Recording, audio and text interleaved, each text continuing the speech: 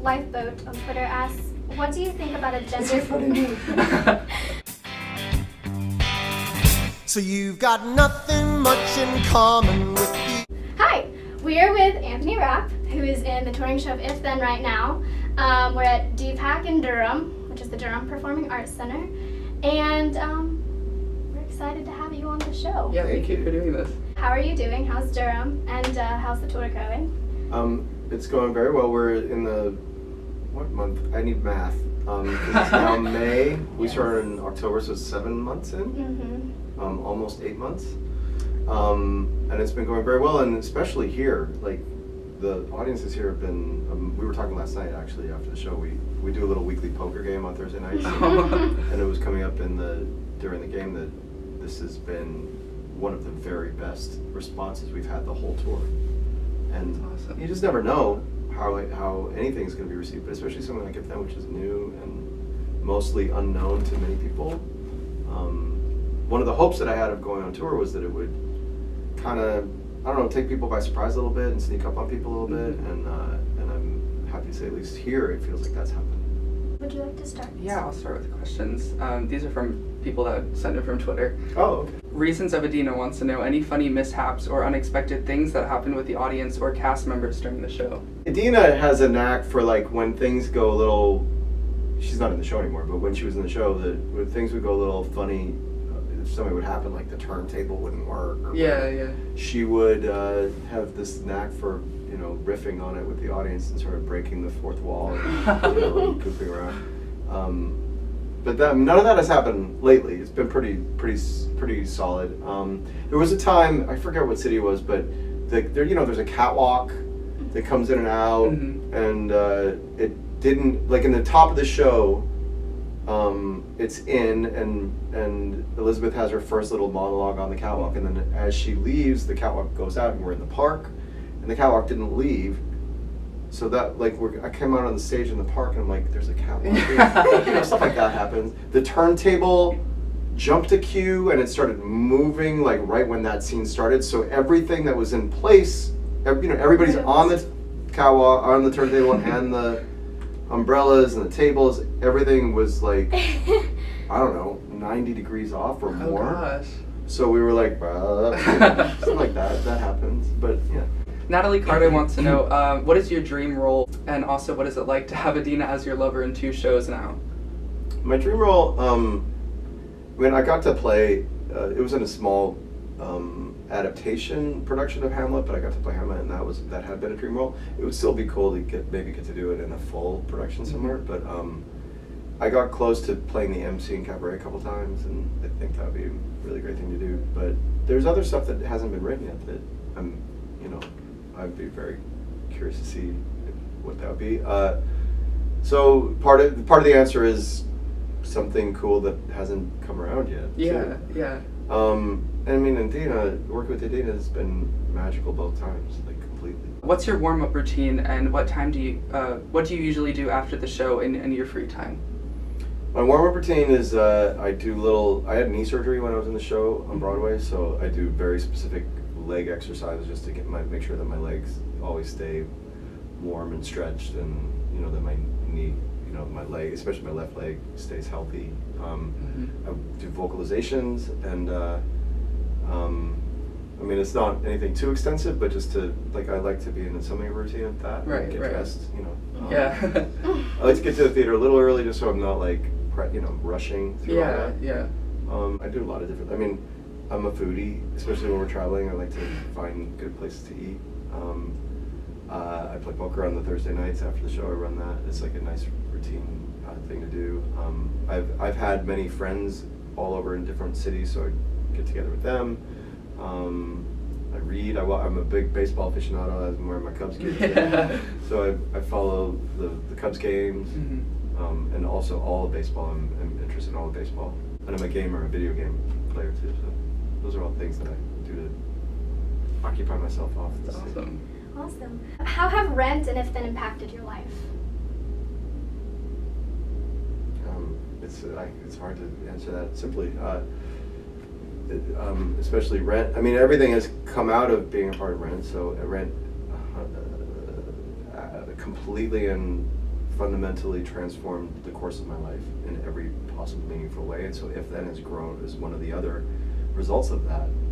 Michael Greif, the director of both shows, Tom Kitt and Brian Yorkie, who wrote If Then, I got to know because of Rent, because they wanted me to do early versions of Next to Normal, which they knew of me because of Rent. They wrote this part for me in If Then. So I mean, everything, it all goes back to that one source. So I can't really reduce it to anything except to say in every possible meaningful way. Have you and the cast done anything fun while touring the country, like all together? I mean, it's hard to do something with every single person, Yeah. But we've done group activities. There were a bunch of us that went to Magic Mountain in LA. It was cold. It was colder in LA for part of the time that we were there than it was in New York at the time. We were there in December. It was this weird, freaky thing.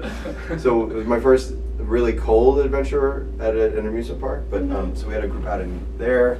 A few of us went to Muir Woods in San Francisco and took a nice hike there. Dinners. Walking around, Yeah. exploring. But it's hard to do it. Like there's, I think, 15 of us, or plus 4 swings. I mean, to get 19 people together for one thing is hard, unless it's like a party. We've had a couple parties too. What do you think about a gender bent version of Rent? I mean, I think anything is fun and up for grabs, in certain contexts. I mean, if it's a full production, it's a weird thing because Jonathan's not here to weigh in on his thoughts about such things. So I mean, I don't ever want to speak for him. I mean, I think it's certainly possible and interesting. Okay, so Broadway Con just happened and it was a huge hit. So we wanted to know, when did this idea start and how did you plan it? Well, the idea started, Melissa Anelli, who runs Mischief Management with her partner Stephanie Dornhelm.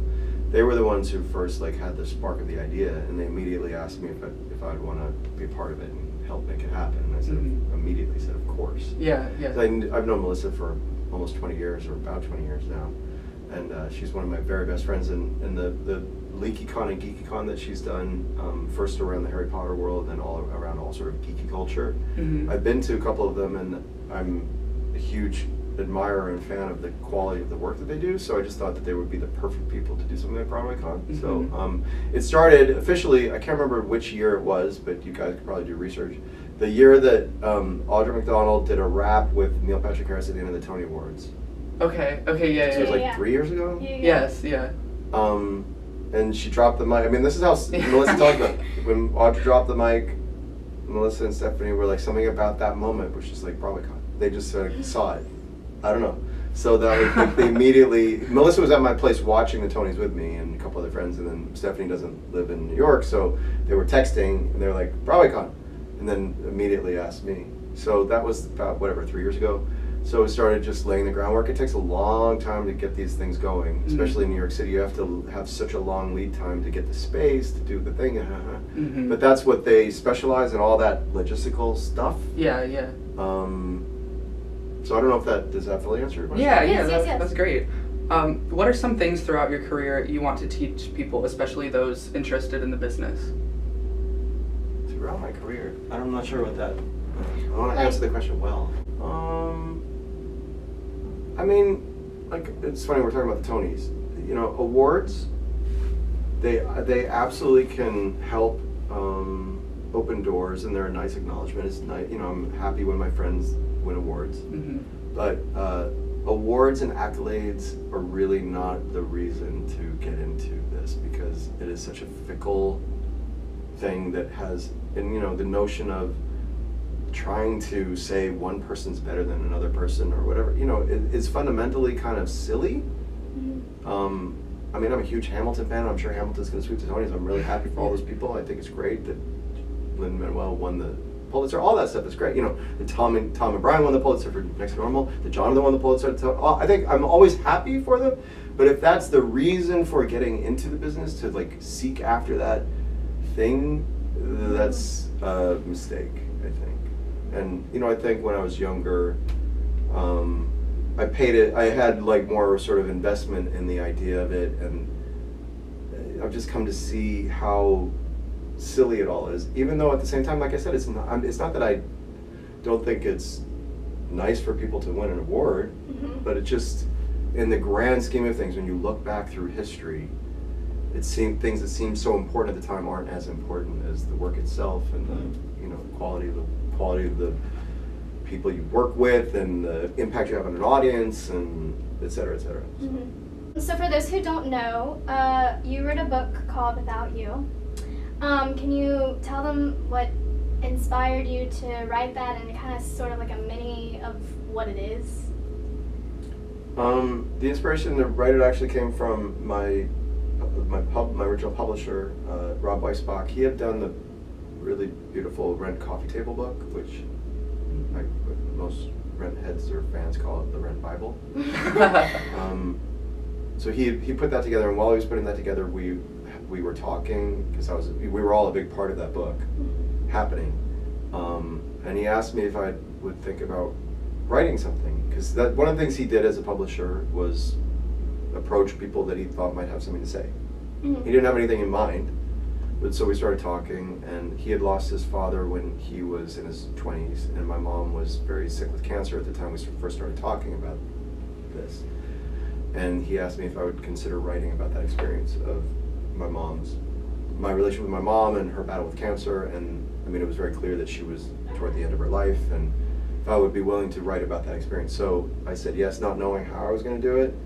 And then he had incredible patience and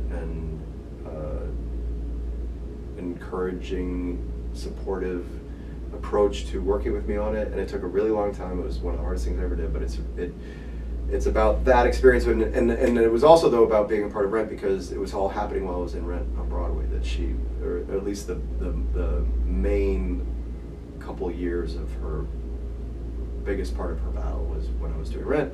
And then also Jonathan died, so it ultimately became a book about all of these life-changing experiences, and triumph and tragedy, and and so much of what Rent talks about is the both ideas, no day but today and I die without you, that these two things, one is incredibly life-affirming, one is tragic, but both things are true, and neither cancels each other out. And so I guess that's what the book's about. Okay, last question. You did a movie called Opening Night, which I'm not sure when it comes out, but I know it's on video on demand. So yeah. That just happened like a couple weeks ago. Can you give a short summary on what it is and what it was like to be able to film that with these students? Oh yeah, it's a I guess sort of sweet, silly comedy. I play a drama teacher who's the program is under, as so many drama programs are around the country, is under possible budget cuts, and so it's like my last hurrah is to try to do this production of Midsummer Night's Dream. And while that's so there's like different threads of the story. So I'm trying to make that happen, trying to save my job, trying to inspire my students, and the students themselves, as so many high school drama kids do when they're in the middle of the show, sort of affects their lives with each other. Yeah. So it's sort of like the onstage and backstage antics, and